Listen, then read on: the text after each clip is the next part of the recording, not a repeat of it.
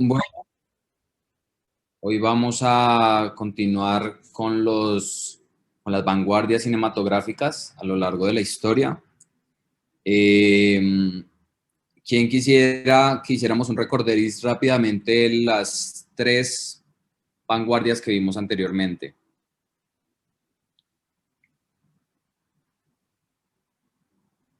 No importa que no se acuerden con exactitud, pero más o menos, ¿qué les quedó del día de ayer de lo que vimos?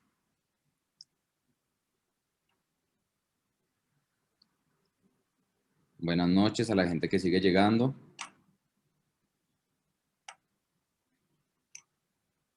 Alguien que tal vez no haya participado en las anteriores clases, o no importa si ya participó, pero que nos haga un recorderis de lo que vimos ayer.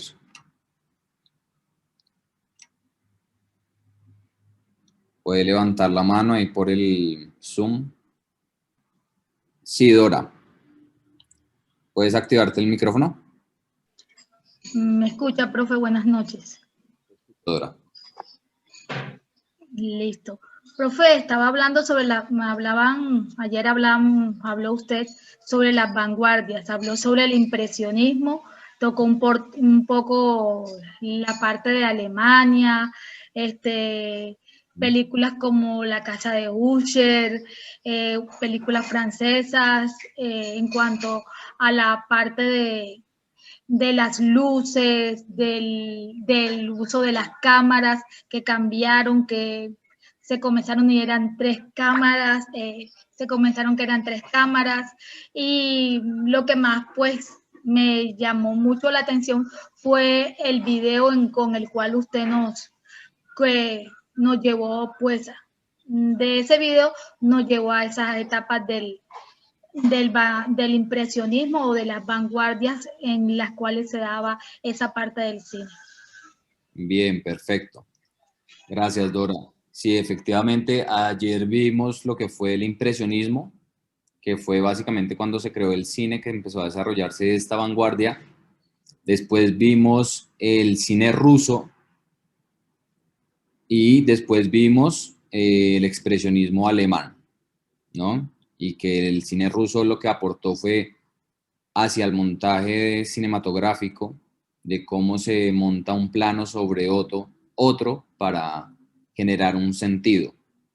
Después vimos el expresionismo alemán, que nos faltó el video, pero básicamente es lo que les explicaba de el expresionismo, cómo quiso, valga la redundancia, expresar mediante las imágenes la zozobra, el inconformismo, el desaliento después de la Primera Guerra Mundial. Entonces, vamos a ver el video para que le pongan atención. Lo que les digo siempre, que sobre todo ponerle atención a las imágenes.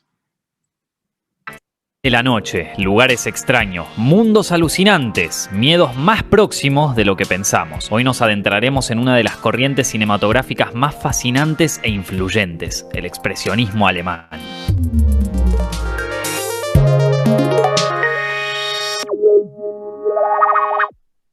Para empezar, ¿qué entendemos por expresionismo? Se trata de un movimiento cultural nacido en Alemania a principios del siglo XX. Comenzó en el terreno de la pintura, con El grito de Edvard Munch de 1893 como principal antecedente. Los artistas que adherían a esta vanguardia, como Oskar Kokoschka, se oponían al impresionismo, por entonces muy fuerte en Europa, y abrazaban una visión más subjetiva que le permitiera transmitir la desesperación, la angustia, el miedo y la locura. De ahí que estos trabajos manifiestan una preocupación por el costado más lúgubre de la condición humana. Estos conceptos eran representados en los lienzos mediante formas asimétricas, colores específicos y sombras alargadas que respondían al punto de vista de personajes torturados. En el expresionismo, la subjetividad manda, una corriente que tiene sus raíces dentro de las mismas tierras alemanas por el lado del romanticismo que privilegiaba los sentimientos por sobre la razón. De las artes plásticas, el expresionismo se extendió a la música, la literatura, la arquitectura, la danza y la fotografía. Era cuestión de tiempo para que el cine, ya considerado una nueva forma de arte, también le diera lugar. El expresionismo se gestó en una época dura para Alemania. La Primera Guerra Mundial había dejado al país en un estado calamitoso. El Kaiser Guillermo II abandonó su cargo, dejando paso a la fundación de la hoy denominada República de Weimar, que se extendió desde 1818 y 1933. Fue una época de inestabilidad permanente. La sociedad estaba deprimida y en la incertidumbre debido a las pérdidas en el frente y a los avanzados problemas económicos. El Tratado de Versalles, que puso fin al enfrentamiento entre alemanes y países aliados, incluía el cierre de las exportaciones de la nación derrotada. En medio de ese panorama nefasto, artistas de diferentes áreas y formaciones empezaron a canalizar ese pesimismo en todas sus obras. Por el lado del cine, durante la guerra, llegaban films considerados antialemanes, que fueron prohibidos en las salas. Entonces el gobierno se dispuso a apostar por una producción propia con voces nuevas y que por lo general funcionaron como propagandas. En 1917 nació la Universum Film AG, mejor conocida con las siglas UFA. Las primeras producciones de UFA consistían en films históricos y comedias. Ahí sobresalió Ernst Lubitsch, que al poco tiempo emigró a Hollywood. Aunque aquellas películas daban resultados, UFA buscó algo más. Los productores veían que las cinematografías de Suecia y Dinamarca apostaban por producciones cuidadas, prestigiosas, inspiradas en leyendas antiguas y optaron por hacer algo parecido. Entonces le dieron oportunidades a una nueva camada de cineastas volcados a la corriente expresionista. Pero el cine expresionista en Alemania contaba con antecedentes. El Estudiante de Praga de 1913 presenta al personaje de título lidiando con su doble perverso. Un año más tarde, El Golem adaptaba la leyenda hebrea del gigante construido de barro para defender al pueblo judío. Ambas películas fueron codirigidas por Paul Wegener y marcaron la naciente preocupación de los cineastas locales por hacer películas que rompieran con las propuestas naturalistas y se zambulleran en elementos fantásticos. Es así como apareció el primer director afincado en el expresionismo alemán, Robert Wiene. Nacido en 1873, Wiene era hijo de un actor y pronto siguió sus pasos en el teatro. No tardó en llegar al cine delante y detrás de cámara. Su sólida experiencia teatral convenció al productor Erich Pommer en encargarle un proyecto intrigante, el gabinete del Dr. Caligari.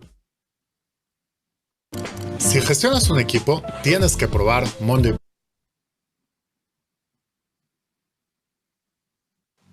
La historia del perverso Caligari y César, su ayudante sonámbulo y autor de crímenes, estaba inspirada en un hecho policial sucedido en Hamburgo. La idea de los guionistas Hans Janowitz y Karl Mayer era plasmar una metáfora de las atrocidades cometidas por el Estado alemán durante la guerra. Janowitz en especial estaba muy resentido con las autoridades de su patria, ya que había tenido que combatir. Aunque la crítica política del guión nunca se perdió, la incorporación de Wiene al proyecto convirtió al film en algo más arriesgado estética y temáticamente. Para empezar, Wiene añadió a la historia un prólogo y un epílogo en el que se da a entender que todo fue el sueño del protagonista internado en un hospital psiquiátrico. El director reforzó sus ideas a través de la puesta en escena realizada dentro de un estudio. Los decorados presentan calles y edificios torcidos, irreales, pesadillescos, en sintonía con el carácter de la historia. Los responsables de construirlos fueron Walter Riemann, Hermann Warm y Walter Röhring, integrantes de la revista berlinesa Der Sturm, fundamental para la difusión del arte expresionista. Tan poderoso sigue siendo el trabajo de los diseñadores que por lo general se les atribuye el mayor logro de la película. Otra virtud era la iluminación, mejor dicho, la no iluminación o la iluminación anticonvencional. Las luces y sombras fueron pintadas a mano, un detalle acorde con la búsqueda creativa de Wiene y los suyos, aunque también se debió a la escasez de personal eléctrico en el set.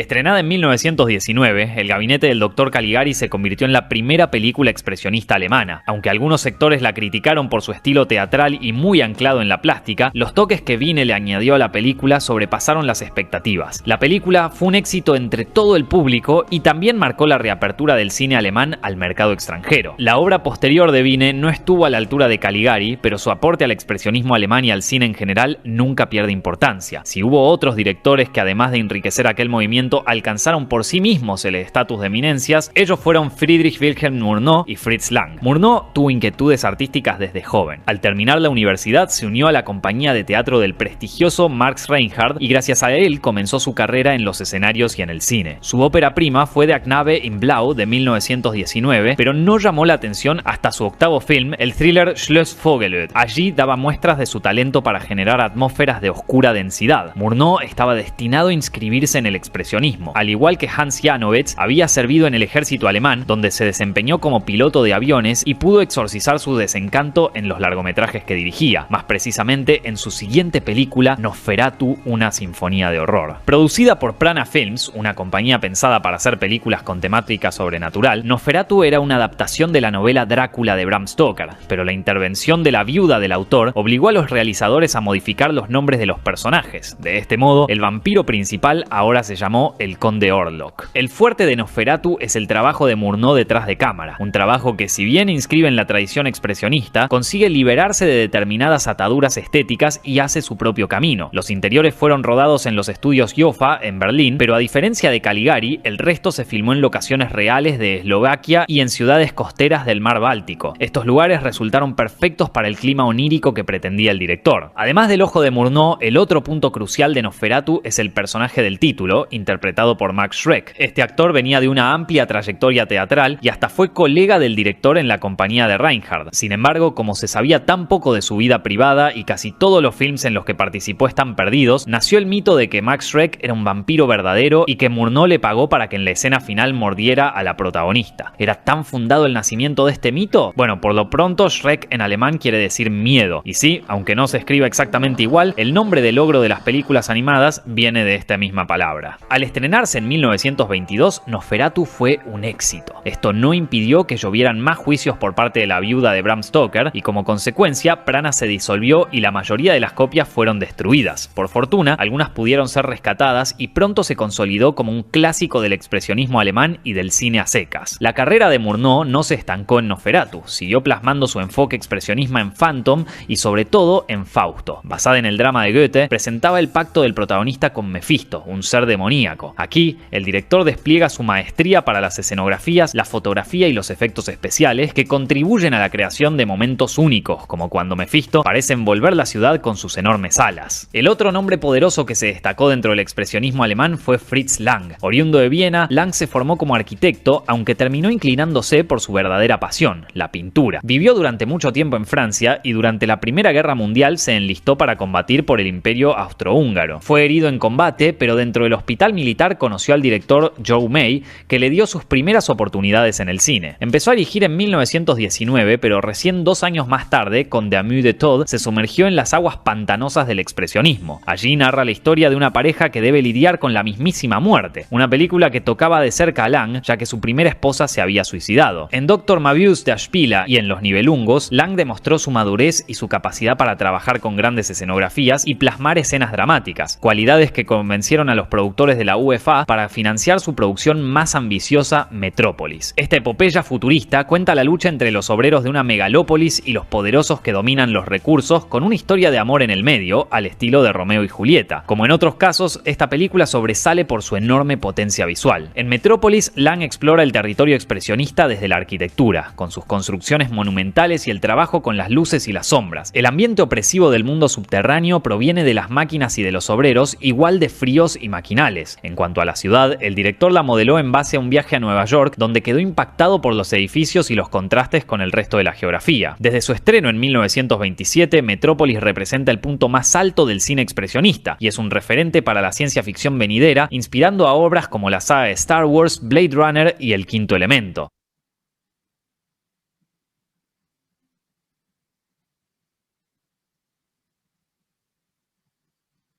Lang siguió su curso más lejos del expresionismo, pero sin abandonarlo del todo. El mejor ejemplo es M. el vampiro de 1931. Inspirada en los crímenes de Peter Kürten, apodado el vampiro de Düsseldorf, la película tiene a Peter Lorre como un asesino de chicos. Además de los cineastas ya mencionados y consagrados, también hubo otros exponentes del expresionismo alemán. Wegener, pionero del movimiento, codirigió otra versión de El Golem estrenada en 1920. Paul Leni pasó de ser un escenógrafo a director de films. Das Wachsfigurenkabinett, por ejemplo, es acerca de un museo de cera en el que cobran vida el sultán Harún al-Rashid, Iván el Terrible y Jack el Destripador. Para fines de los años 20 ya no se hacían más películas expresionistas, pero los principales artífices de este movimiento continuaron sus carreras. Al igual que Lubitsch en su momento, un buen número de técnicos y actores cruzaron el Atlántico para trabajar en Hollywood. Friedrich Murnau dirigió Amanecer en 1927, una de sus obras maestras. Lang tuvo una prolífica carrera y si bien no volvió a tener un control férreo sobre sus creaciones, pudo mostrar su destreza con la cámara y las luces papeles en películas como La mujer del cuadro y Los sobornados. Conrad Veidt, el sonámbulo del gabinete del Dr. Caligari, participó en film del calibre de Casablanca, pero donde más se sintió el toque expresionista fue en el cine de terror. A comienzos de los años 30 y en plena Gran Depresión, la productora Universal decidió apostar por películas con monstruos basadas en novelas exitosas y en leyendas de tierras lejanas. Carl Freud, director de fotografía de Murnau y de Lang, cumplió esa tarea para el Drácula de Todd Browning. Después, Freud tuvo la oportunidad de dirigir La momia, con Boris Karloff como el vendado personaje. Y unos años antes de sus compatriotas, también bajo el ala de Universal, Paul Leni realizó El gato y el canario y El hombre que ríe. Esa sonrisa seguro les recuerda un personaje macabro, ¿verdad? Pues sí, ese plan horrible fue lo que engendró a uno de los villanos más icónicos de los cómics, el Joker. Pero volviendo al expresionismo, la mayoría de estos cineastas emigraron a Hollywood en la década del 30, en gran parte para escapar de un nuevo horror que se estaba gestando en Alemania, el nazismo. De hecho, Fritz Lang había sido tentado por Joseph Goebbels, ministro de propaganda nazi, para hacerse cargo de la UFA, pero al no comulgar con esta ideología, Lang huyó primero a Francia y después a los Estados Unidos. Atrás dejaba una obra emblemática y a Thea von Harbou, su ex esposa y co-guionista, que sí simpatizaba con Adolf Hitler.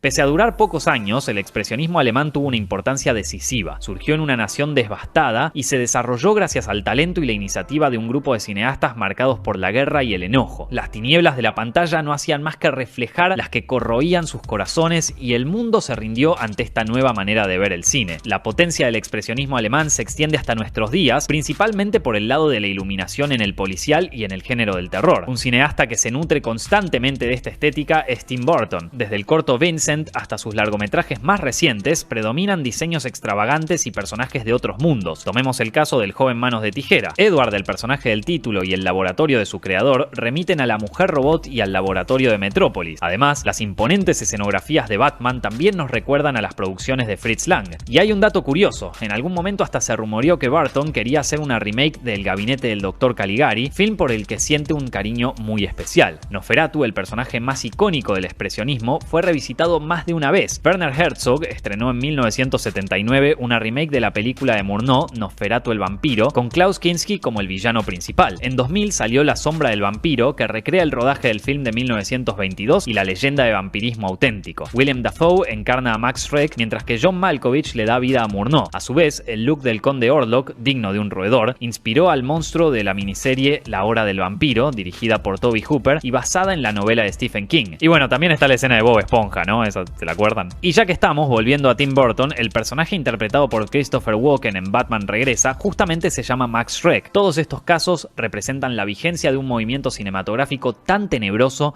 como inolvidable. Estos videos están hechos con el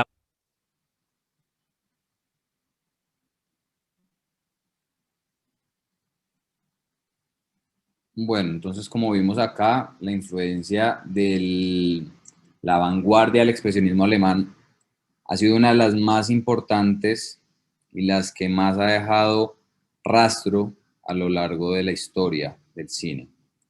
Y en la actualidad, pues vemos muchos ejemplos, como lo menciona el video. Vamos a seguir viendo las otras vanguardias.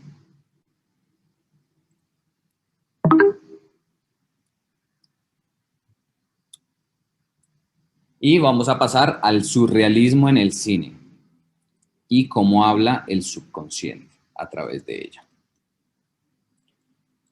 El surrealismo empieza en el cine, empieza en 1920 y va terminando hacia 1930. Acuérdense que cuando les digo que termina, entre comillas, es porque termina básicamente como su apogeo, pero evidentemente siguen habiendo combinaciones de estilos que incluyen entre estas al surrealismo.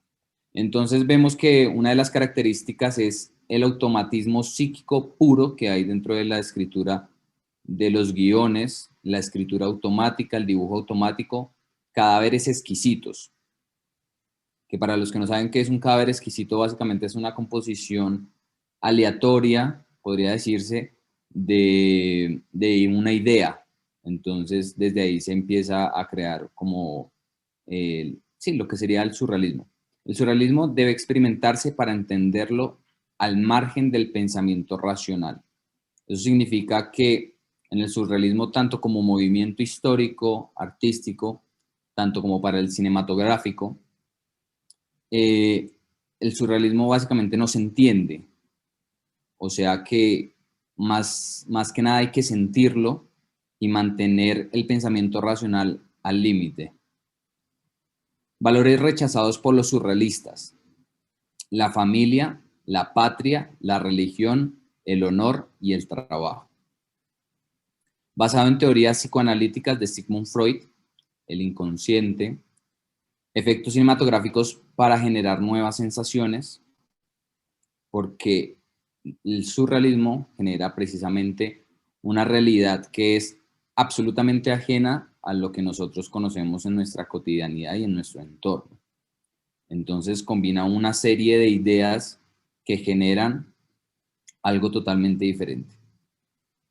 Efectos cinematográficos para generar nuevas sensaciones, barrer con lo convencional, librar fantasmas del subconsciente, y es un cine absolutamente arriesgado, que no siempre, es más, casi siempre es no lineal. No es una narrativa lineal de inicio, nudo, desenlace, sino que lo acomoda un poco a su antojo, si podría decirse. Características: revisión de los valores establecidos y su cuestionamiento como referente educacional, social y filosófico. Existencia de un estadio en nuestras vidas autocontrolado e inducido por la educación que se trata de superar a través de planteamientos surrealistas. No solamente es una combinación aleatoria de pensamientos, sino que también pretende irrumpir en ideas convencionales sociales. No estamos hablando ahorita cinematográficamente, sino a nivel social. Pretende ser atrevida. El automatismo psíquico puro por cuyo medio se intenta expresar verbalmente, por escrito o de cualquier otro modo el funcionamiento real del pensamiento, que si uno se pone a observar el pensamiento, no viene tal vez en una secuencia lógica, sino que es más impulsivo. Entonces uno va, no sé, caminando y piensa, parece que va a llover, pero ay, el bus se me pasó, uy, qué ganas de comer esto que vi por acá. Me hago entender, no es un pensamiento lineal, sino que un poco que es saltarín, es un vaivén de pensamientos. A eso se refiere con el funcionamiento real del pensamiento. Es un dictado del pensamiento sin la intervención reguladora de la razón, ajeno a toda preocupación estética o moral. El surrealismo nació en un periodo de entreguerras. Durante su desarrollo, Sigmund Freud escribió las teorías sobre el psicoanálisis. El movimiento surrealista resume una de las tendencias vanguardistas más originales del siglo XX. Fue el intelectual francés André Breton quien publicó el primer manifiesto surrealista, que estos, como les digo, son teóricos y realizadores del arte pictórico. Breton manejó en todo momento la teoría psicoanalítica de Sigmund Freud, particularmente en lo referido a la construcción psíquica del deseo y la sexualidad. Como también lo plantea Sigmund Freud en toda su teoría, la sexualidad tiene como un protagonismo, y los surrealistas de la cinematografía también lo toman como un referente para repetirlo en el lenguaje audiovisual. Los surrealistas se guiaron por las pasiones libidinales, yuxtaponiendo toda una diversidad de elementos en su imaginería. Como el lenguaje de lo inesperado es justamente aquello que modula el humorismo, no es extraño que ese primer empuje de los surrealistas contuviese todos los ingredientes del humor negro. Básicamente lo que quiere decir con esto es que el humor se nutre del sarcasmo, de lo prohibido, Y precisamente lo surrealista, como toma todo esto prohibido, alimenta el género humorístico y la comedia. Un perro andaluz fue una de las películas más icónicas de este movimiento, que junto con Luis Buñuel, Dalí también dirigieron esta película a partir de un sueño que tuvieron los dos. O sea, combinaron el sueño de Luis Buñuel y el de Dalí. Entonces, Un perro andaluz nació de la confluencia de los dos sueños. Dalí le contó que soñó con hormigas que pululaban en sus manos, y Buñuel, a su vez, como una navaja, seccionaba el ojo de alguien. Un perro andaluz está considerada la película más significativa del cine surrealista, transgrediendo los esquemas narrativos canónicos.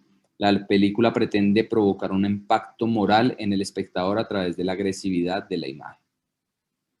Esta película mucho tiempo fue censurada porque en su tiempo mostraba imágenes que no eran comunes, eran atrevidas, incomodaban.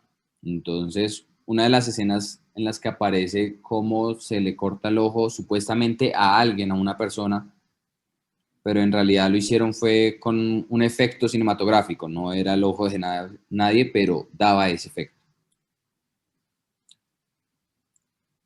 Películas. Sobre todo René Clair fue uno de los que adoptó mucho esta vanguardia.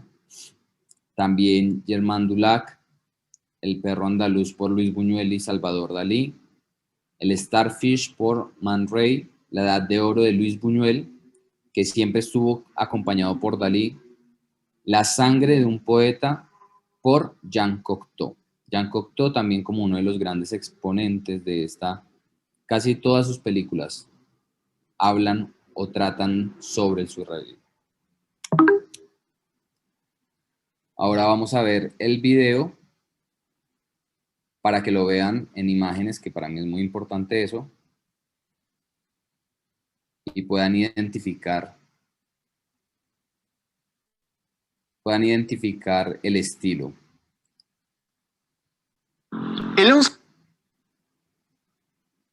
Después en la historia de Internet. Y fue cuando el artista digital Beeply vendió una imagen, ¿sí? Un JPG.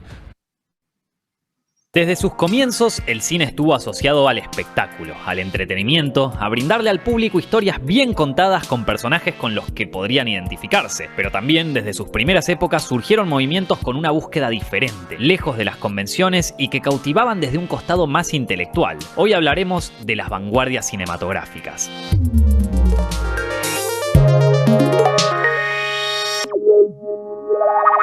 Francia supo ser uno de los países pioneros del cine, gracias a los hermanos Lumière y a Georges Méliès, y también por el desempeño de las compañías Pathé y Gaumont, pero a los pocos años fue quedando atrás debido a las consecuencias de la Primera Guerra Mundial. Francia tuvo una participación activa en el grupo de los aliados, pero eso no evitó que padeciera una grave crisis política y social. Mientras tanto, las películas estadounidenses comenzaban a imponerse en el mundo, generalmente por el alcance de las producciones de Hollywood. Sin embargo, en las tierras europeas emergió una camada de artistas que a través de diferentes vanguardias retomó la actividad cinematográfica mediante voces personales e innovadoras. La palabra vanguardia en el arte se usa para denominar aquellos pequeños grupos de artistas, en este caso directores de cine, que llevan al extremo las tendencias de su disciplina separándose tajantemente de lo convencional. Irónicamente, lo que suele ocurrir pasados algunos años es que estas vanguardias terminan casi alimentando a lo convencional, convirtiéndose en parte de aquello a lo que tanto se oponían. Pero bueno, una de las primeras vanguardias cinematográficas fue el impresionismo, una corriente que se originó en las artes plásticas en el Salón de Artistas Independientes de París en 1874. El nombre nació a partir del comentario despectivo de Louis Leroy, un crítico de arte, al ver el cuadro El Sol Naciente de Claude Monet. El arte impresionista tenía como premisa abandonar las formas reconocibles y darle prioridad a la luz y al color como factores que unen a las figuras con su entorno. De esta manera, las pinturas presentan el uso de colores puros y una preponderancia de la iluminación en todas sus fuentes. Estas pinturas se concentraban en transmitir emociones por sobre la acción y representaban un cambio con respecto al clasicismo imperante de aquella época. En cuanto al cine, el principal referente del impresionismo fue Louis Deluc. Crítico y ensayista, Deluc al principio odiaba el cine, pero de pronto se enamoró de las películas de Charles Chaplin y de las superproducciones de Cecil B. DeMille, además de las películas que venían de Suecia. Comprendió que el cine podía ser una nueva expresión artística. Su devoción fue tal que fundó las revistas Le Journal du Ciné-Club y Cinéa. Creó el primer cineclub de la historia e inventó el concepto de fotogenia. Bien vale parafrasearlo cuando dijo que todo aspecto que no sea sugerido por las imágenes en movimiento no es fotogénico y no pertenece al arte cinematográfico. Lejos de permanecer en su faceta teórica del cine, Deluc pasó a dirigir películas él mismo. De las 7 que hizo, apenas se conservan 2: Fièvre y La Femme de Nulle Part de 1921 y 1922 respectivamente. Ambos son dramas urbanos influidos por el teatro y las teorías psicoanalíticas, en los que se notaba la intención de Deluc en darle importancia a los estados de ánimo de los personajes. Deluc murió en 1924 a los 33 años, pero su impronta siguió activa, ya que lo venían acompañando un grupo de cineastas con una formación similar que también veían el cine como algo más que divertimento para las masas. Este grupo, denominado Movimiento Impresionista, estaba compuesto por Marcel L'Herbier, Abel Gance, Jean Epstein y Germain Dulac, cineastas que llevarían el concepto más allá gracias a las producciones donde la subjetividad de los personajes era la norma.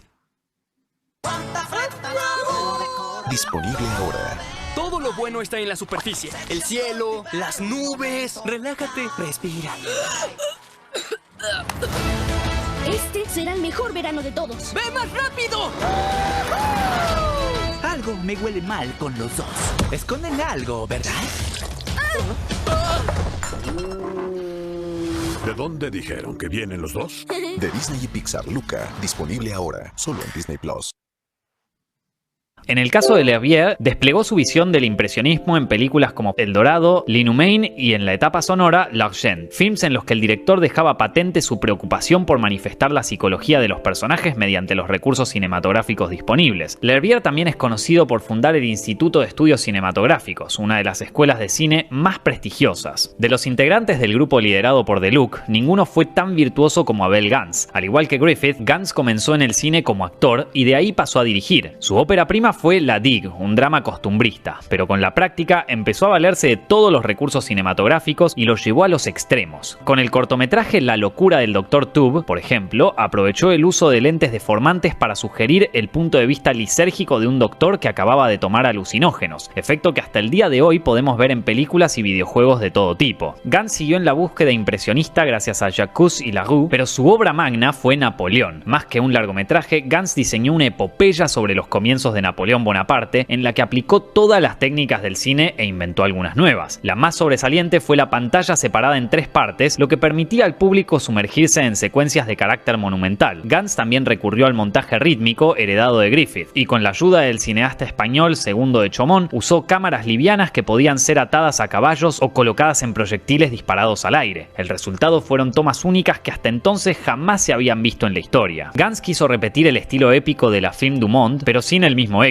Tampoco pudo terminar las otras 5 películas que completarían la biografía de Napoleón, pero aún así, su obra es recordada e incluso alabada por directores como Stanley Kubrick, autor de 2001 y La Naranja Mecánica. Kubrick califica a Napoleón de Gance como una obra maestra de la invención cinematográfica. Después estaba Jean Epstein, quien se destacó por un estilo más sobrio. Nacido en Polonia, Epstein supo ser secretario de Auguste Lumière y crítico de cine hasta que debutó como director con Pasteur. En 1922, en Cœur Fidèle ya presenta su interés por los personajes de la vida cotidiana, alejados de las clases altas y sofisticadas que solían protagonizar las películas de Hollywood. Una búsqueda que no dejaba a un lado el subjetivismo propio del movimiento. Para transmitir el dolor del protagonista por la pérdida de su amada, usó el recurso de la sobreimpresión de la cara de la mujer en el mar. Para Finisterre convocó a personas que no eran actores con la idea de maximizar la autenticidad, lo que fue toda una revolución. Uno de sus trabajos más reconocidos es su versión de La caída de la casa Usher, uno de los cuentos más famosos de Edgar Allan Poe. Aquí se valió de la cámara lenta para generar un clima tenebroso. En esta producción, Epstein también absorbió influencias del expresionismo, pero por el lado de la iluminación y no de los decorados extravagantes. Otra cineasta de aquella época era Germaine Dulac, la primera cineasta mujer de los movimientos de vanguardia. Luego de escribir para diversas publicaciones, inició su carrera en el grupo de los impresionistas. Ses Ennemis, en 1915, fue su primera película como directora, pero recién a partir de La Fête Espagnole, con guión de Deluc, encontró una voz propia. Su militancia por los derechos de la mujer la llevaron a a realizar La Souriante Madame Vedette de 1922, considerada la primera película feminista. Aquí también muestra todo su potencial cinematográfico. A fin de plasmar las emociones de los personajes, usó la superposición de imágenes y el efecto que hoy denominamos flow, que consiste en un calculado desenfoque del lente. Como vimos, el impresionismo buscó incansablemente acercarse a la psicología humana a través de todos los elementos cinematográficos disponibles. Fundidos encadenados de ensueño, lentes deformantes, cámara lenta y juegos de luces nos propusieron un acercamiento a la subjetividad y el punto de vista que jamás se habían visto antes, y hoy en día son utilizados como recursos establecidos en miles de obras. Pensemos por ejemplo en la película La La Land y la escena en el observatorio, donde los personajes se funden con el fondo del planetario en una escena de total ensueño. Sí, los musicales tomaron muchísimo del impresionismo para lograr fantásticas transiciones de lo real a lo puramente mágico y subjetivo. Pero el impresionismo no fue la única vanguardia que se dio en Francia. Hubo otro movimiento un poco más alocado, histérico e impredecible. Estamos hablando del dadaísmo y el surrealismo.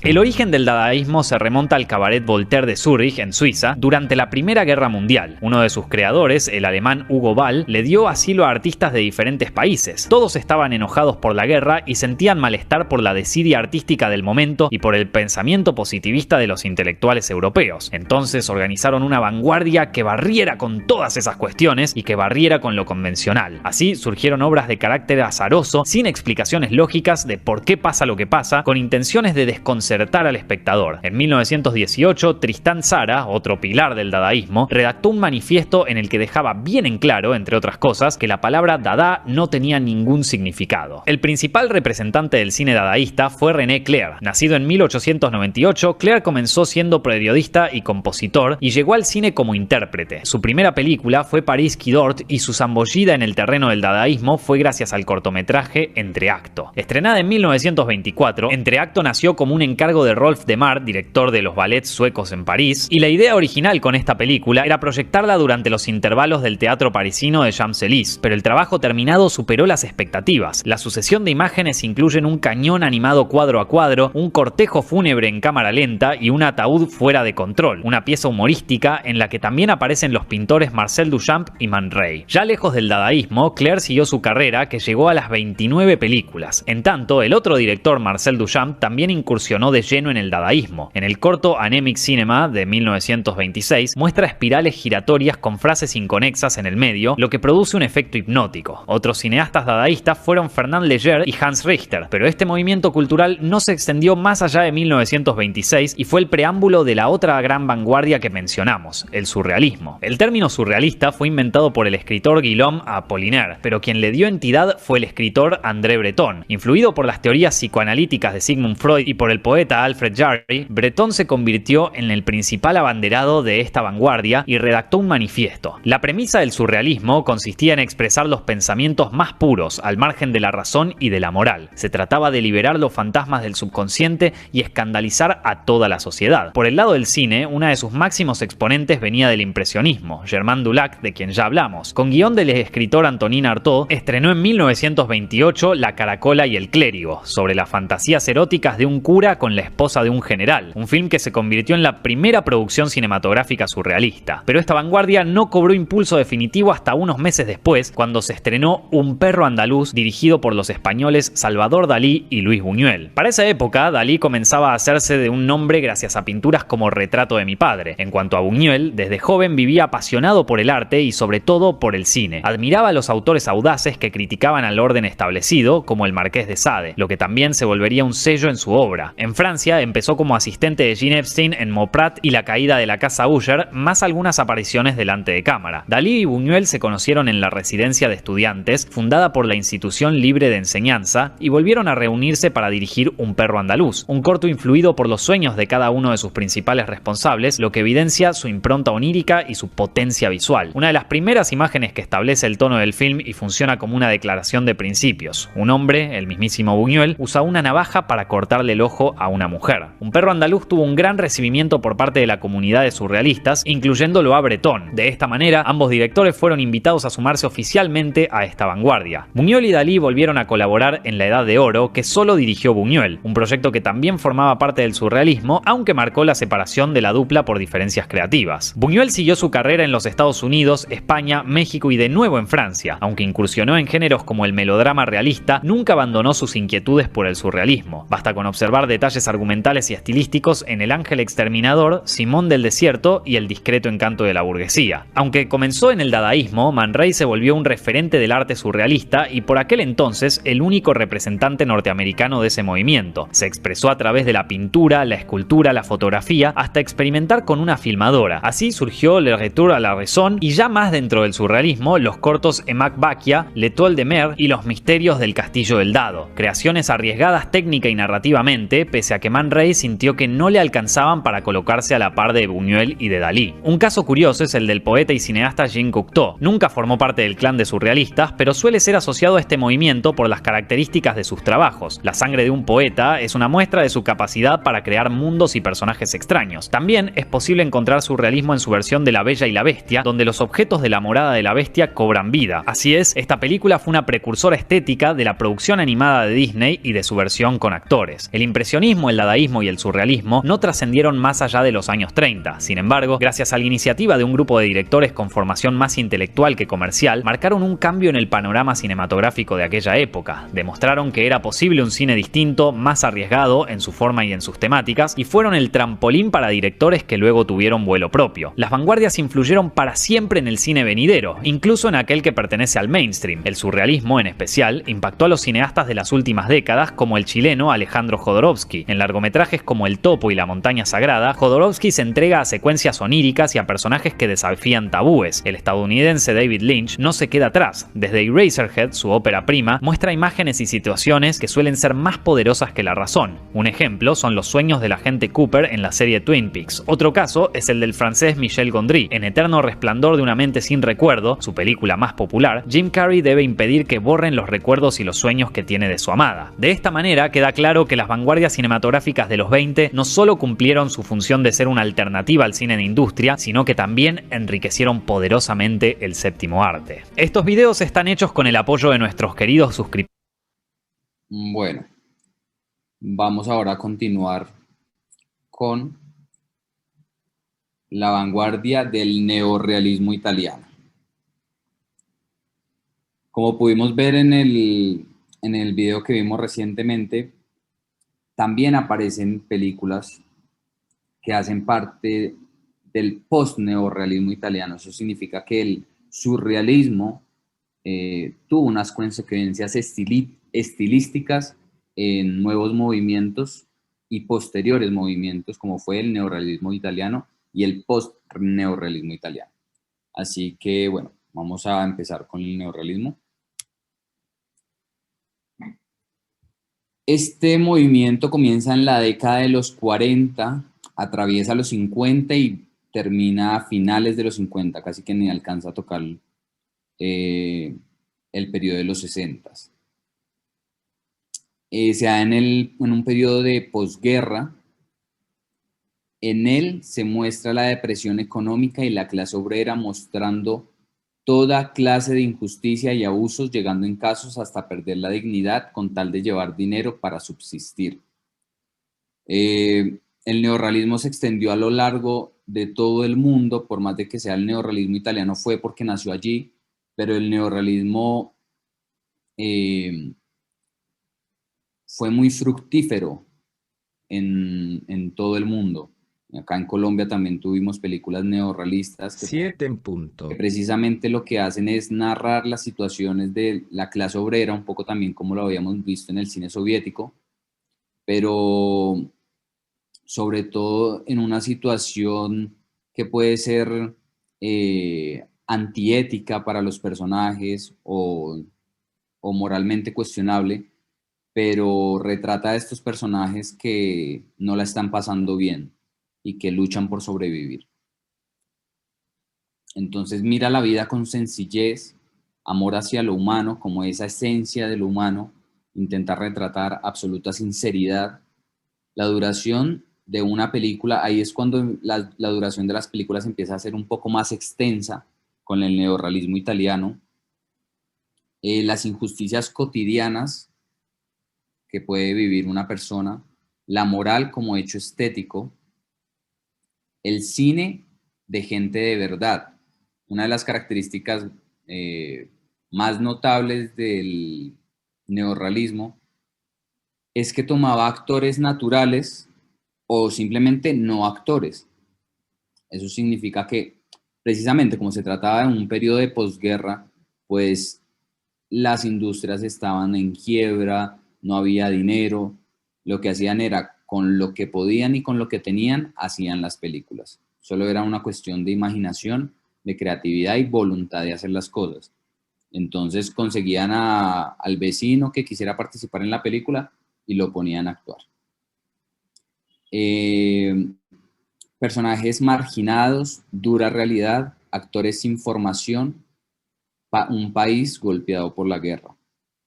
Influyó mundialmente. Como les digo, acá en Colombia se hicieron películas similares y uno de los movimientos, como les había mencionado ya, se llama la pornomiseria.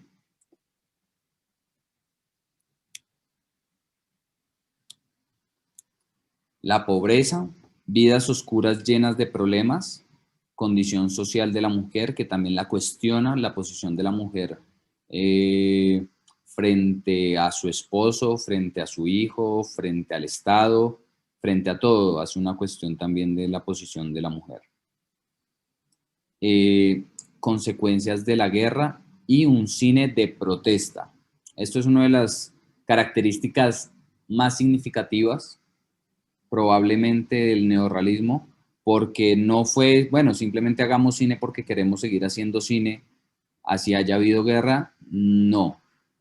Hagamos cine porque estamos cansados de la guerra. Hagamos cine porque todo esto que pasó es injusto. Hagamos cine porque la estamos pasando mal y es justo también que en el mundo se enteren cómo estamos viviendo acá. Entonces las películas más significativas fueron La Tierra Tiembla, Roma, Ciudad Abierta, Arroz Amargo, y uno de los directores más emblemáticos fueron Roberto Rossellini, que fue el maestro de de Fellini, y Luchino Visconti, que Fellini, para los que no saben, fue el que incursionó pues, en el post-neorrealismo. Luis Deluc, Marcel L'Herbier, Germain Dulac, Jacques Epstein, no, perdón, esto no es de acá. Esto es de otros, esto es del impresionismo. Y vamos a ver el video para que vean de lo que hablo.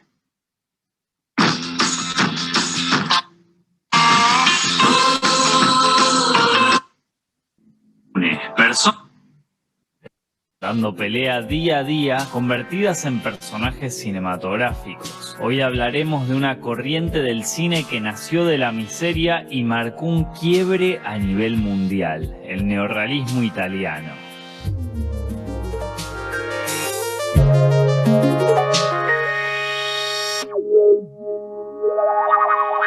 Para entender el neorrealismo italiano es necesario que conozcamos un poco de la historia del cine de ese país. Poco después de la aparición del cinematógrafo en Francia y del kinetoscopio en los Estados Unidos, el cine pronto llegó a Italia, que no tardó en desarrollar una cinematografía propia gracias a estudios como S.A. Cines, Ambrosio e Italia Film. Durante la primera década del siglo XX ya contaba con un subgénero que volvió propio, el peplum, las películas ambientadas en la antigua Roma, protagonizadas por gladiadores y personajes de mitologías antiguas. En 1908 apareció Los últimos días de Pompeya y para 1912 se estrenó la que es considerada la primera superproducción de la historia del cine, Quo Vadis de Enrico Guasoni. El éxito con el público ávido de aventuras estaba garantizado. Pero el cine italiano, como Italia misma, sufrió su primer golpe con la Primera Guerra Mundial. En un comienzo la nación permaneció neutral, pero pronto se unió al conflicto, donde peleó contra el ejército austríaco. Esto no evitó una depresión económica con consecuencias que afectaron a todos los aspectos de la sociedad. Por la bancarrota dejaron de filmarse superproducciones y las pantallas, como las de los cines de toda Europa, fueron hegemonizadas por las películas estadounidenses. Los años de posguerra fueron aún más difíciles en Italia.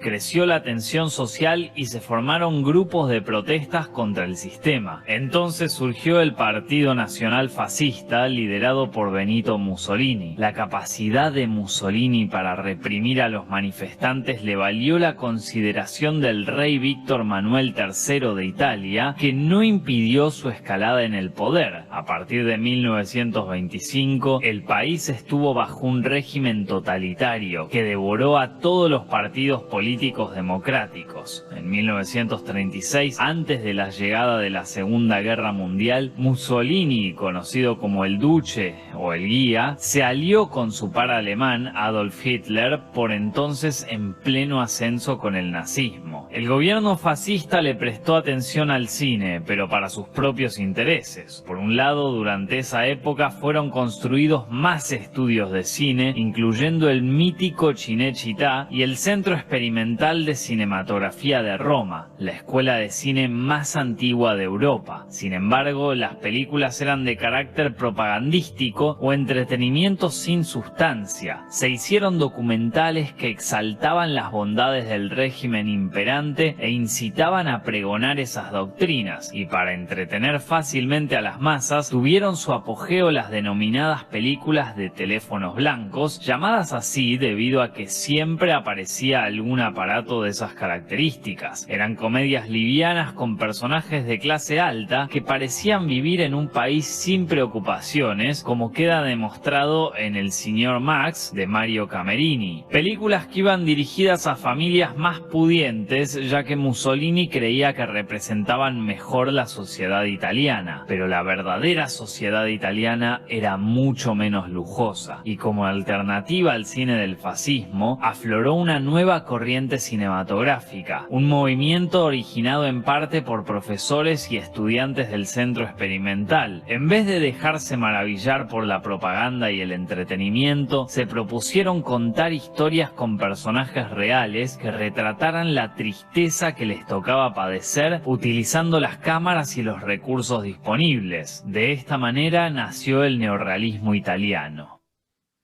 Las películas del neorrealismo, tal como lo insinúa su nombre, tratan de mostrar a través de una narrativa clásica cómo era la sociedad italiana de la vida real en aquella época. Por eso muchas películas neorrealistas no solo se valoran por su carácter narrativo desgarrador, sino también por su valor histórico. Estas fueron de las primeras películas en la historia que fueron filmadas afuera de los sets, con pocos elementos técnicos y en muchos casos con elementos narrativos casi documentales. No obstante, el neorrealismo también cuenta con antecedentes. Una de las principales fuentes de inspiración para este movimiento cinematográfico fue el cine soviético, encabezado por cineastas como Sergei Eisenstein, Dziga Vertov y Vsevolod Pudovkin. Films como El acorazado Potemkin de Eisenstein y El fin de San Petersburgo de Pudovkin se caracterizaban por mostrar multitudes de la clase obrera y resaltar los problemas sociales. Otra fuente que nutrió al neorrealismo vino del lado del documentalista Robert Flaherty. Sus trabajos, empezando por Nanook, El Esquimal y Man of Aran, coqueteaban con la ficción, pero sin olvidar que estaban registrando personas de la vida real en sus propios ambientes. Otra influencia fue el cine de Jean Renoir, en particular su largometraje Tony, un drama romántico que transcurre en escenarios naturales documentales con mayoría de actores no profesionales. El primer director en impulsar el neorrealismo italiano fue Luchino Visconti. Descendiente de una familia aristocrática, Visconti renegaba de su condición acomodada y del fascismo. Se involucró en el cine cuando en 1935 se mudó a París y trabajó como asistente de Renoir. Allí se familiarizó con un cine sobre gente de verdad con problemas de verdad. Luego de ese aprendizaje, volvió a Italia y financió su ópera prima, estrenada en 1943, Ossessione. En Ossessione, Visconti se basó libremente en la novela negra El cartero llama dos veces, de James L. Cain, sobre un triángulo amoroso y un crimen. Un libro que ya había sido adaptado por Hollywood con Lana Turner en el elenco, pero la gracia del enfoque de Visconti está en que muestra lugares y personas de Italia que no se veían en las películas de teléfono blanco. Habitaciones de prostitutas, viejas estaciones de trenes. Estos detalles generaron controversia en el fascismo. Como resultado, la película fue considerada anti-italiana y fue víctima de la censura por parte de miembros del gobierno. El escándalo fue tal que hasta el mismísimo Mussolini pidió verla y, pese a sus reservas, autorizó su circulación. Así, Visconti siguió explorando la beta neorrealista en más películas notables. La Terra Trema es acerca de un pescador siciliano tratando de independizarse. Por su lado, Bellissima presenta una madre luchando para que su hija triunfe como estrella y tenga una vida mejor. Luego, Visconti se decantó por film con más recursos y grandes elencos, como El gato pardo y Muerte en Venecia, pero su importancia para el cine neorrealista no deja de ser intocable. Quizás su obra neorrealista más importante se dio algunos años después, en We all know the crazy chaos caused by trying to use more than one app for product. 1960, cuando estrenó una de mis películas favoritas de esta corriente, Rocco y sus hermanos. Con este y sus otros films, Visconti inspiró a varios directores, especialmente a Martin Scorsese, a Quentin Tarantino y a Sylvester Stallone. Uno de los nombres decisivos del neorrealismo es sin lugar a dudas Roberto Rossellini. Nativo de Roma, este chico estuvo familiarizado con el cine, ya que su padre hizo construir la primera sala de la ciudad. Más tarde trabajó en diversas áreas de la producción cinematográfica. Comenzó a dirigir películas financiadas por el fascismo como La nave bianca, Un piloto retorna, producida por el mismo Mussolini, y L'uomo della Croce. Pero incluso en aquellos encargos podía advertirse un modo de filmar propio de los documentales. Recién en 1945, en el año de la muerte del Duce, Rossellini presentó su primer film neorrealista, Roma, Ciudad Abierta. Aquí el director muestra los últimos días de la ocupación alemana en la capital de Italia desde el punto de vista de un militante, un sacerdote y una ciudadana. Por su condición de film independiente, el uso de actores desconocidos, incluso no actores, y la crudeza de las escenas, Roma, Ciudad Abierta es considerada la punta de lanza del neorrealismo. Y Rossellini siguió explorando el mismo territorio un año después en el drama bélico Paisà. Aquí cuenta 6 historias vinculadas por el avance de un grupo de soldados aliados en tierras italianas. Para potenciar la sensación de verdad, el director contrató a militares estadounidenses. Rossellini continuó desgranando las heridas de posguerra en Alemania Año Cero, que filmó en Berlín con no actores de la ciudad. Esta película vendría a cerrar su famosa trilogía de la guerra. Rossellini nunca ocultó su preferencia a dirigir personas sin formación dramática. Es más, reescribía el guión según la vida de las personas que seleccionaba, todo en función de que los sentimientos en pantalla fueran reales. No por nada, en una entrevista supo decir que debemos tratar de reencontrar en la historia: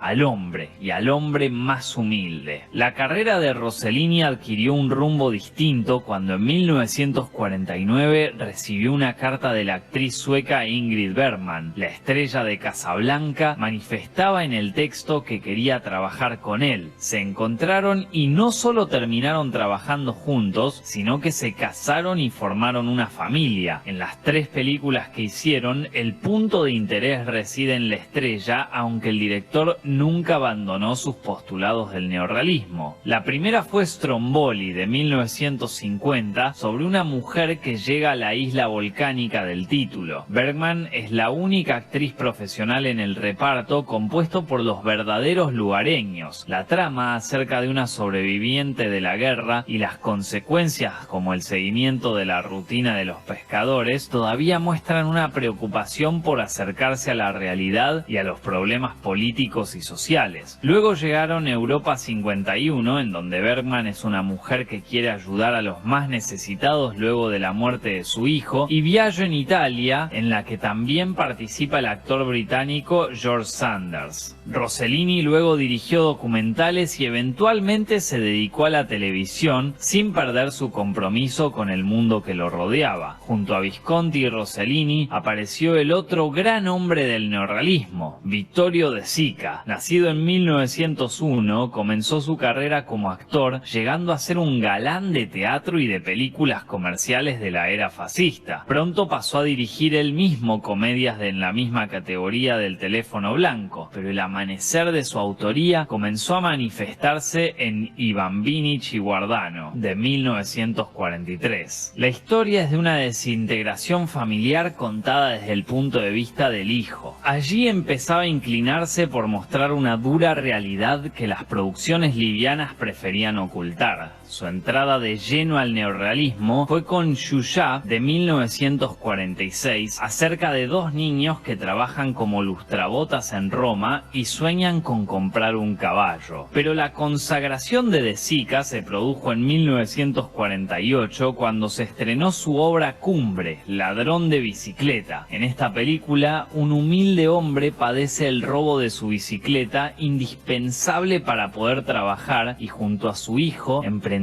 la búsqueda del responsable. Ladrón de bicicleta se convirtió rápidamente en la quintesencia del neorrealismo italiano, un film hecho con escasos recursos en las calles, con actores sin formación, que mostraba la difícil realidad italiana de posguerra y carente de un final feliz. Una película influyente para los directores que trabajan en el lenguaje neorrealista y para los que no también. A diferencia de Visconti, que era más intelectual, y Rossellini, que era un poco más duro, De Sica apostaba más a la ternura, a que el público pudiera entender a los personajes y encariñarse con ellos. Así sucede en Milagro en Milán, donde un huérfano lucha por su vecindario cuando descubren petróleo en esas tierras. Aquí el director da rienda suelta al humor propio de la obra de Chaplin y a los toques fantásticos. Mucho más descarnada es Umberto D, sobre un jubilado y un perro marginados por la sociedad, un largometraje considerado el punto más extremo y doloroso del neorrealismo. De Sica luego pasó a dirigir películas fuera del neorrealismo, con figuras de la talla de Sofía Loren, Marcello Mastroianni, Silvana Mangano, Jean-Paul Belmondo y Montgomery Clift. El éxito y los premios demostraron que era un director que podía trascender toda corriente sin perder su esencia. El neorrealismo también les dio sus primeras oportunidades a cineastas que más tarde supieron construir un lenguaje propio. Por ejemplo, Federico Fellini supo ser guionista de films de Rossellini, y ya como cineasta en solitario, Fellini realizó películas que bien podrían considerarse post-neorrealistas: El Jeque Blanco, Los Inútiles y La Strada. El neorrealismo se detuvo en los años 50, pero cambió para siempre al cine italiano. Le dio un impulso internacional definitivo, posicionándolo en los principales festivales y en entregas de premios. Posibilitó la aparición de nuevos profesionales y el desarrollo de una industria, lo que dio lugar a otras corrientes y géneros como la comedia satírica, el spaghetti western, el terror y el regreso del peplum. Pero sobre todo,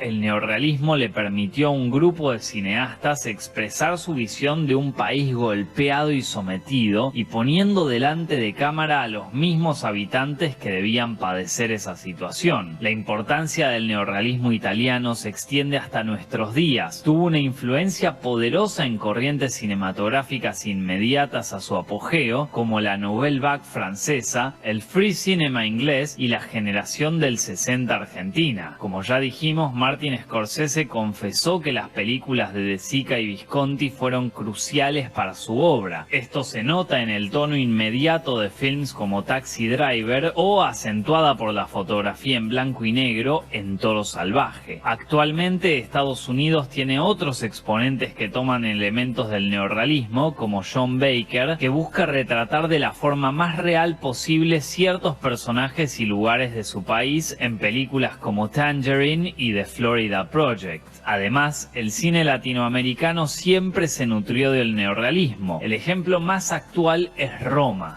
Para darle más carnadura a la historia de Cleo, la empleada doméstica de una familia de clase alta mexicana, el director Alfonso Cuarón contrató a Yalitza Aparicio, una joven de un pueblo humilde, desocupada, que no veía mucho cine y que nunca pensó en ser actriz. Y así podemos darnos cuenta que los ecos del neorrealismo siempre resonarán en todo aquel que mire a su alrededor y decida retratar con imágenes y sonidos la dura realidad social. Estos videos están hechos...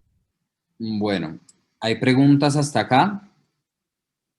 Pueden levantar la mano, si no, continuamos con la próxima vanguardia y la última que vamos a ver en esta clase, ya nuestra última clase. Los escucho. Si hay alguna pregunta, algún comentario. Sí, Aura, si puedes activar el micrófono. No, solo era una observación. En Roma, en Yalitza Aparicio, pues la actriz es docente, ¿sí?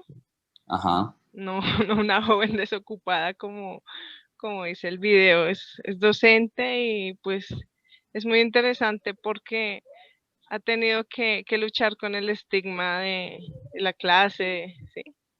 Y ha llevado pues al cine pues en Roma pues a una buena posición. Me parece que representó muy bien ese papel. Bien, gracias por la aclaración. Importante corregir ese tipo de cosas. Vale, muchísimas gracias, Aura. Bueno, vamos a continuar entonces con la Nouvelle Vague francés. Para mí, mi preferida, me gusta mucho cómo maneja las representaciones. Esta se desarrolló en las décadas del 50 y del 60. A finales de los años 50, el cine francés decae a través de unas películas retóricas y clasicistas, hechas por cineastas con los viejos conceptos de vanguardia y realismo poético. La Nouvelle Vague consideraba al cine como la realización en el tiempo de la objetividad fotográfica, es decir, el despliegue en el tiempo de la objetividad fotográfica, entendiendo el cine como un lenguaje apto para escribir del mismo modo que un literato su novela. ¿Qué quiere decir con esto? Que, ¿se acuerdan que al principio yo les decía que generalmente las vanguardias cinematográficas primero venía la práctica y luego la teoría?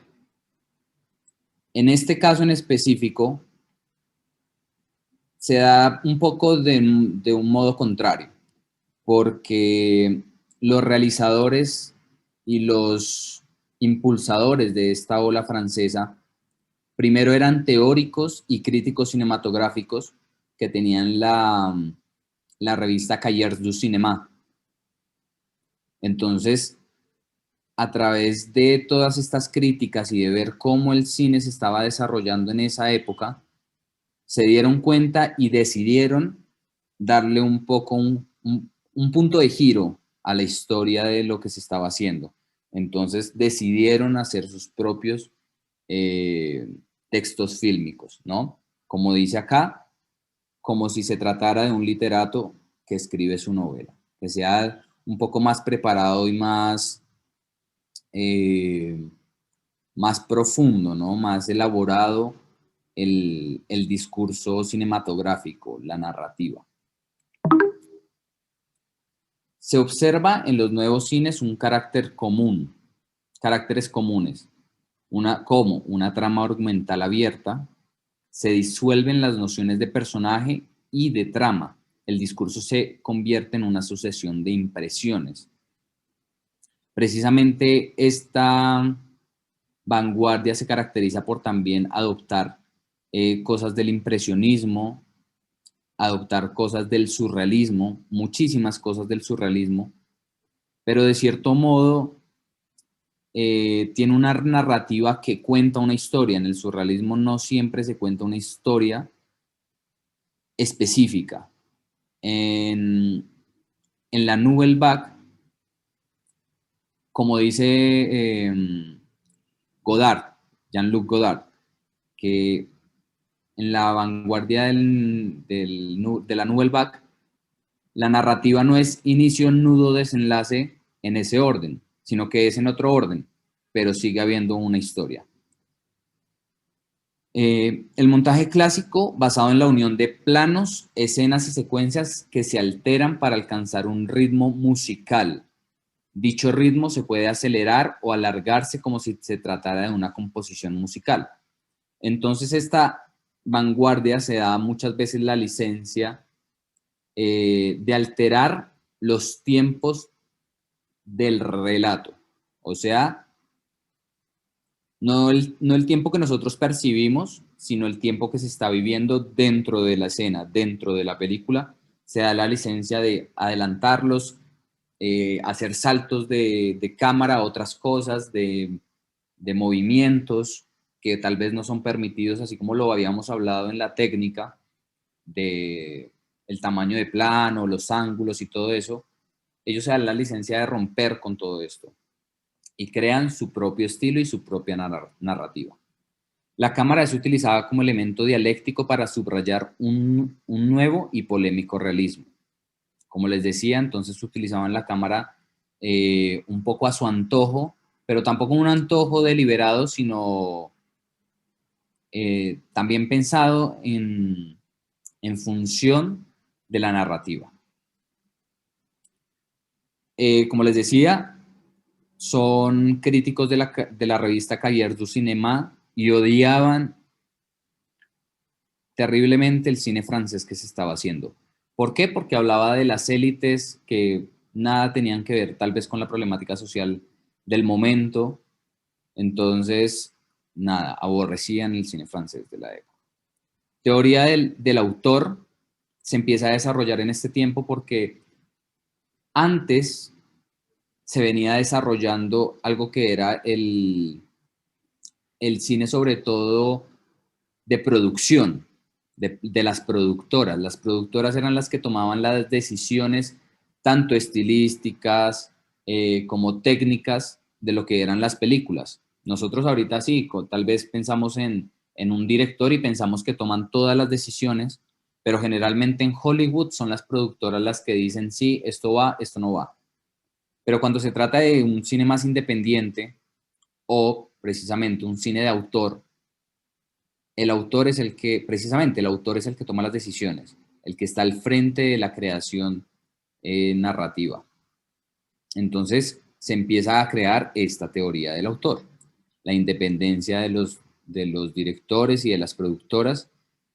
Y también otra característica es la cámara en mano.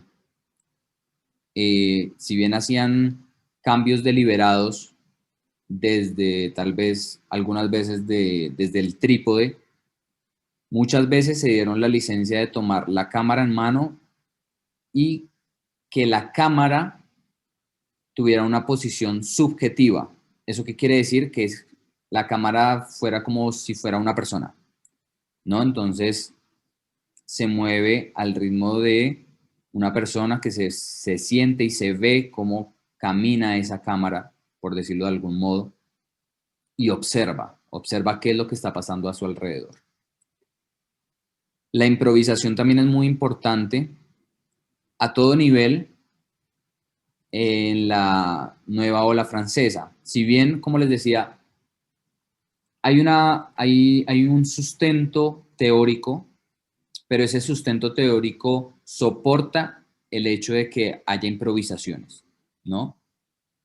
No una improvisación vaga y ligera, sino una improvisación en base a lo que están hablando en el guión, en la historia, pero que tenga un fin. Toda historia debe tener un inicio, nudo y desenlace, pero no necesariamente en ese orden, que es lo que les digo que decía Jean-Luc Godard, ¿no? Inicio, nudo, desenlace, pero no en ese orden. Este es un cine que es muy, muy político, en el sentido de que no es una propaganda política tampoco, porque no se habla de alguien en específico, pero sí habla mucho de la política y del orden social, tanto mundial como el francés, ¿no? Los nuevos cines o hacen uso excepcional del plano secuencia. El plano secuencia, para que me lo entiendan, es, lo voy a decir como un poco más rústicamente, ¿no? Es hacer una secuencia, o sea, casi que toda una historia sin hacer corte en la cámara. O sea, graba y hasta que no termina la historia, no se corta la grabación. Eso es un plano secuencia, que se está grabando absolutamente todo lo que pasa. En cambio, si no fuera un plano secuencia, sería un plano aquí mío, un plano del computador, un plano de los audífonos que tengo acá, diferentes cosas, diferentes cortes que van construyendo una realidad. Pero el plano secuencia se da la licencia y se permite grabar continuamente. Entonces, si fuera un plano secuencia de esto, me grabaría a mí, grabaría que estoy acá al lado de la sala, se daría vuelta, grabaría el computador, grabaría los audífonos, pero nunca haciendo un corte. Y esto fue una de las cosas que también el cine, la vanguardia de la Nouvelle Vague aportó también, más que nada, a la teoría narrativa del cine, porque si bien se pudo haber hecho antes, no tenía un sustento teórico, pero ya con la Nouvelle Vague y con estos teóricos, pudo tener un sustento teórico y práctico a la hora de hacer sus filmes. Una imagen justa, eso también lo decía Godard, no una imagen justa, sino justo una imagen. O sea, lo que una imagen tiene que decirnos. ¿Esto qué quiere decir? Que si bien no hay un despliegue escenográfico muy elaborado como podríamos verlo en el expresionismo alemán, sí tenía un tipo de composición de imagen a través del color y de las posiciones de los personajes y de la arquitectura que eran muy dicientes. Entonces, sí es muy resaltable en este caso la estética de la Nouvelle Vague, porque siempre tiene composiciones, por decirlo de algún modo, muy inteligentes que simbolizan cierto tipo de cosas en cada narrativa, en cada historia. Finalmente, los nuevos cines introducen unos ejes temáticos determinados, algunos de ellos polémicos como el aborto, esencialmente dedicados al mundo juvenil, la familia y lo sociopolítico. Los directores más emblemáticos fueron François Truffaut, Alain Resnais. Yo diría que el que lidera ahí sería Jean-Luc Godard, Claude Chabrol y Éric Rohmer. Y entre las películas más emblemáticas, Los 400 golpes, Hiroshima Mon Amour, el año pasado en Merinbat, Besos robados al final de la escapada, Vivir su vida, Alphaville, La mujer infiel, El carnicero y La rodilla de Clara. La primera película de esta vanguardia es Al final de la escapada, realizada por Jean-Luc Godard.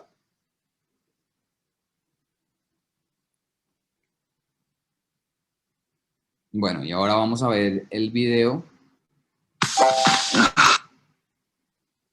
I had it with trying to organize all my tasks, due dates, documents across a million.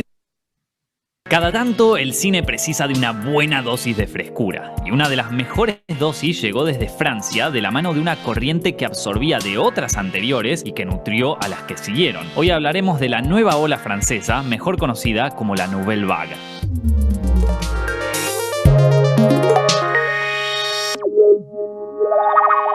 Para mediados de los años 50, en la cinematografía francesa había ocurrido de todo. La mítica proyección de los hermanos Lumière en 1895 dio pie al surgimiento de maestros como Georges Méliès y de allí al nacimiento de las vanguardias, el impresionismo, el dadaísmo y el surrealismo. Pero después de aquellos movimientos culturales rupturistas, el cine francés parecía haberse estancado en producciones de época dialogadas, superficiales y carentes de vuelo. La respuesta al aburrimiento que producían estos films no tuvo lugar en los sets de filmación, sino en una revista de cine, Cahiers du Cinéma. Esta publicación se basaba en análisis de películas provenientes de todas partes del mundo. El plantel original de los críticos incluía a un grupo de jóvenes y aguerridos cinéfilos, entre los que sobresalían Jean-Luc Godard, François Truffaut, Éric Rohmer, Claude Chabrol y Jacques Rivette. Ellos odiaban el cine francés de la época, al que consideraban demasiado frío e intelectual, y reivindicaban a directores de Hollywood que hasta ese momento no eran considerados seriamente por los académicos, como John Ford, Alfred Hitchcock, Howard Hawks, Fritz Lang, Vincente Minnelli y Nicholas Ray. Por el lado de los cineastas que trabajaban en Europa y Asia, los críticos de Cahiers admiraban a Jean Renoir, a Max Ophuls, a Roberto Rossellini y Kenji Mizoguchi. Les encantaba su anti-intelectualidad y su sentido agudo de la cinematografía y la puesta en escena para contar historias. En las páginas de Cahiers du Cinéma también se desarrolló un concepto que influiría tanto en la crítica como en los cineastas: la teoría del autor. André Bazin ya había comenzado a entretejerla a fines de los años 40, pero recién una década después cobró forma gracias al staff de la revista. Según la teoría del autor, el verdadero responsable de la película es el director. Si bien el cine es un medio de expresión colaborativo, la visión que queda en la pantalla es la suya. De esta manera, un director puede ser comparable a un escritor o a un artista plástico. Hoy en día casi todos concebimos el cine de esta manera, pero piensen que en aquellos tiempos el cine de todo Occidente le pertenecía a las productoras. Los directores eran simples empleados del estudio y, lejos de valorar su talento, las productoras valoraban qué tan rápido y sin problemas podían terminar un film. Es por eso que si miramos la filmografía de algunos directores de los 30 o los 40, vamos a encontrarnos que tienen un repertorio de películas muchísimo más amplio que la de los directores de hoy en día. En base a la teoría del autor y buscando voces frescas en el cine francés, los críticos de Cahiers du Cinéma encumbraron a directores que se desplegaban del resto por su independencia y sus sellos personales, como Jean-Pierre Melville. En sus comienzos, Melville dirigió Le Silence et la Mer, en la que cumplió varias funciones, y fundó en 1955 los estudios Jenner. La audacia de este director inspiró a Jean-Luc Godard, a François Truffaut y a muchos directores más a largarse al mundo cinematográfico. Otro cineasta que los redactores de la revista Cahiers miraron de cerca en sus comienzos fue Roger Vadim, más precisamente por Y Dios creó a la mujer de 1956. La osadía y el erotismo que imprimía el director, sobre todo por la presencia de su esposa Brigitte Bardot, rompían con el cine estructurado de la época. Además, en Cahiers también miraban y respetaban a Agnès Varda, quien más tarde fue considerada la abuela de la Nouvelle Vague. En La Pointe Courte de 1954 estaba influida por directores del neorrealismo italiano, ya que mezclaba ficción y estética documental. Con Varda, Melville y Vadim como referencias próximas, los críticos de Cahiers du Cinéma soltaron la pluma y agarraron la cámara. Veían que era el momento ideal para hacer películas como ellos quisieran, sin restricciones por parte de estudios e incluso torciendo el clasicismo cinematográfico que tan bien conocían. Había llegado el momento de convertirse en autores.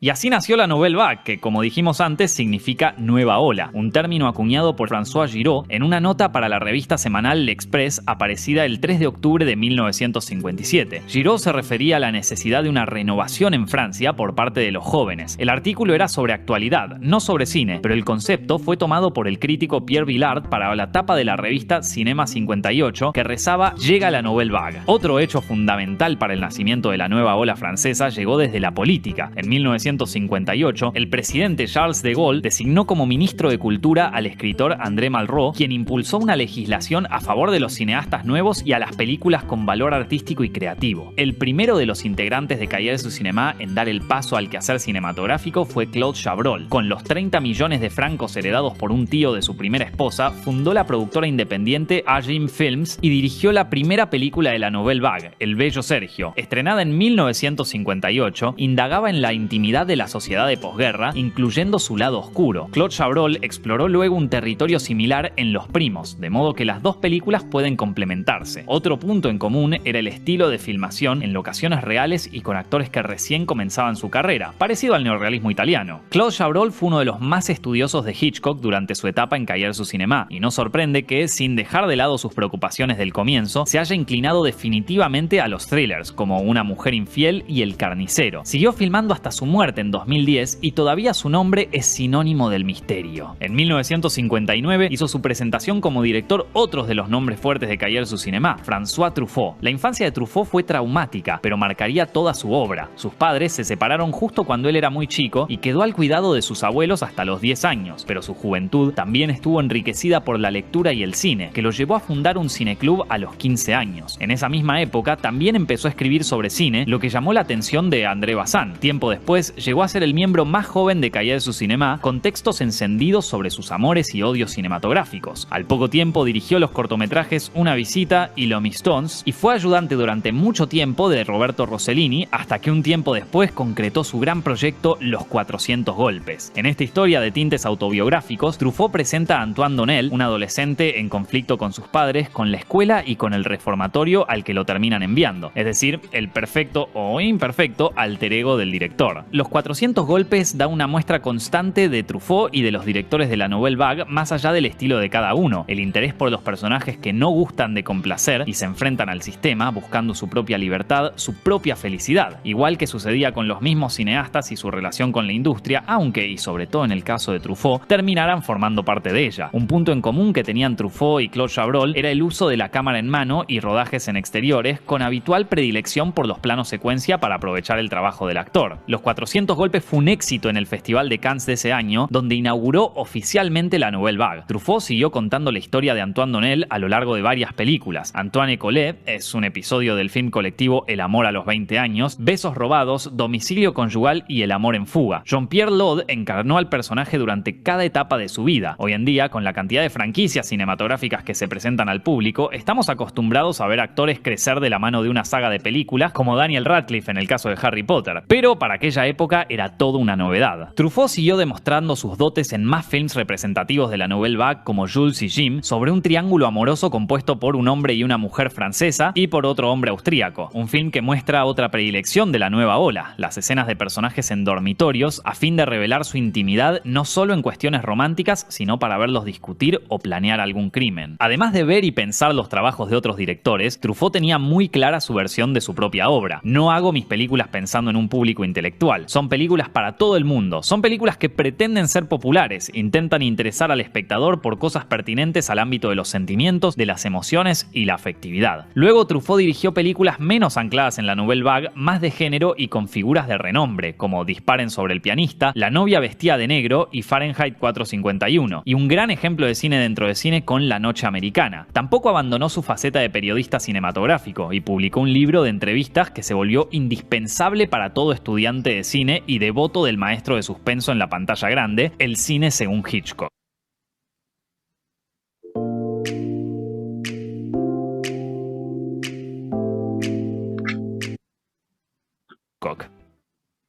En 1959 aparece por primera vez como director Eric Rohmer. Antiguo editor de Cahiers du Cinéma, comenzó a hacer cortos en paralelo a su faceta periodística. El signo del león, su primera película, es acerca de un hombre que, al enterarse de que no obtuvo una herencia, empieza a vivir como vagabundo. Las películas de Rohmer se caracterizan por el énfasis en el diálogo, por lo que terminó siendo el más intelectual de los cineastas de la nueva ola y también el del perfil más bajo. Así se advierte en sus films de la saga Cuentos Morales, entre los cuales podemos nombrar La Boulangère de Munchot, La coleccionista y Mi noche con Maud. Pese a su carácter ermitaño, Rohmer consiguió un grupo fiel de fanáticos que los ven en sus películas una y otra vez. Sus films posteriores, como El rayo verde o La rodilla de Clara, fueron una gran inspiración para el director Luca Guadagnino en su multipremiado film Call Me By Your Name. Al mismo tiempo que Chabrol, Truffaut y Rohmer, entró en escena el nombre más representativo y el auténtico rockstar de la Nouvelle Vague. Vanagloriado por muchos y detestado por otros, estamos hablando del polémico Jean-Luc Godard. Nacido en 1930, Godard se crió en Suiza y comenzó a estudiar etnología en la Sorbona, pero su pasión por el séptimo arte era más poderosa. Frecuentaba los cineclubes y escribía sobre cine, pero al igual que sus colegas de Cayers, las inquietudes que tenía por hacer cine eran iguales o más intensas, y así llegó su debut, Sin Aliento. Sin Aliento es una película de 1960 que sigue a un criminal de poca monta, interpretado por Jean-Paul Belmondo, y su relación con una joven encarnada por Jean Seberg. La gracia reside en un guión inexistente que Godard iba improvisando sobre la marcha y en un tratamiento visual que incluía romper con la continuidad y la cuarta pared, lo que aprovechaba un efecto desorientador. El resultado final era de una radicalidad, de un atrevimiento nada común en el cine francés y mundial de la época. Por sus riesgos narrativos y visuales, Sin Aliento se convirtió en un paradigma de la Nouvelle Vague, un film que conectó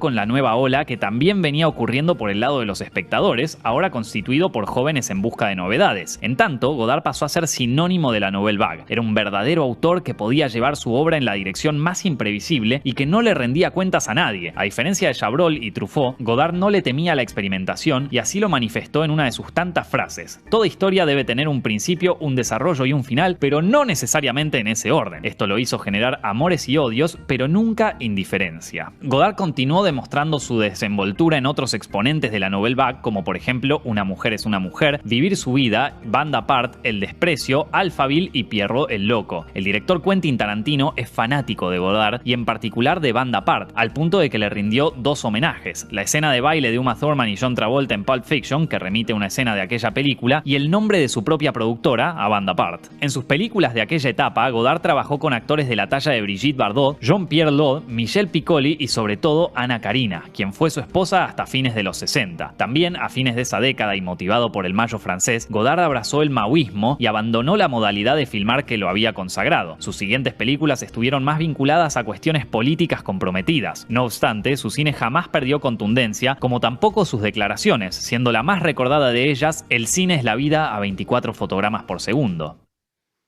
El otro integrante de Cahiers du Cinéma que compartía la afinidad por mezclar géneros y experimentar era Jacques Rivette. Así lo prueban sus películas París nos pertenece y L'amour fou, entre otras. Rivette solía trabajar sin guión e improvisando con los actores y no le importaba la extensión de sus trabajos. ¿A qué punto? Bueno, tiene un largometraje que se llama Out One y que dura 13 horas. Otro de los más conocidos de la Nouvelle Vague fue Alain Resnais. A diferencia de sus compañeros del movimiento, Resnais no solo nunca colaboró en Cahiers du Cinéma, sino que jamás incursionó en la crítica del cine. Comenzó haciendo cortos a los 14 años y estudió cine en el Instituto de Estudios Cinematográficos. Después realizó documentales y fue montajista de François Truffaut y de Agnès Varda hasta que pudo filmar su ópera prima Hiroshima Mon Amour. Estrenada en 1959, Hiroshima Mon Amour nos cuenta la relación entre una actriz francesa y un ciudadano japonés en tierras niponas, donde prevalece el recuerdo de la bomba atómica que destruyó la ciudad. La sensibilidad y la poética que le imprime el director, además del uso constante de la voz en off, distanciaron al film de los que venían haciendo directores surgidos en Cahiers du Cinéma, pero aún los hermanaba el mismo propósito. Según Resnais, eran jóvenes y ambiciosos y querían abordar los grandes temas de los cuales el cine prefería apartar la mirada. Resnais siguió compartiendo su mirada acerca de la memoria y las personas en el año pasado en Marienbad y Muriel, donde sigue primando un tono onírico y visualmente impactante. La Nouvelle Vague no sobrevivió más allá de 1969 y fue siendo abandonada hasta por sus propios referentes, pero cumplió con su cometido: refrescar a una cinematografía francesa caída en la aridez. Y no solo eso, muchos de sus principales responsables demostraron su talento al abrirse camino por sí mismos y hoy son maestros indiscutidos del cine. La Nouvelle Vague también influyó a los directores del nuevo Hollywood como Francis Ford Coppola y Martin Scorsese. Brian De Palma en sus comienzos quería emular el desparpajo de la obra de Godard en películas como Greetings y hasta deformó su frase más célebre cuando dijo: el cine es una mentira a 24 fotogramas por segundo. Y muchos quizás recuerden que el aclamado director Steven Spielberg convocó a François Truffaut para el rol del científico en Encuentros cercanos del tercer tipo. En 1983, aunque casi nadie la recuerde, Sin Aliento tuvo una remake hollywoodense con Richard Gere. La Nouvelle Vague también influyó a los cineastas independientes surgidos en los 80 y los 90, como Jim Jarmusch, Wong Kar-wai y Wes Anderson. Fue un cine que respiraba juventud y vida, que ponía en jaque a la industria y la exponía como algo viejo, de otra época. Bien vale cerrar con otra cita de Godard, quien dijo: el cine no es un arte que filma la vida, el cine está entre el arte y la vida. Estos videos están hechos con el apoyo.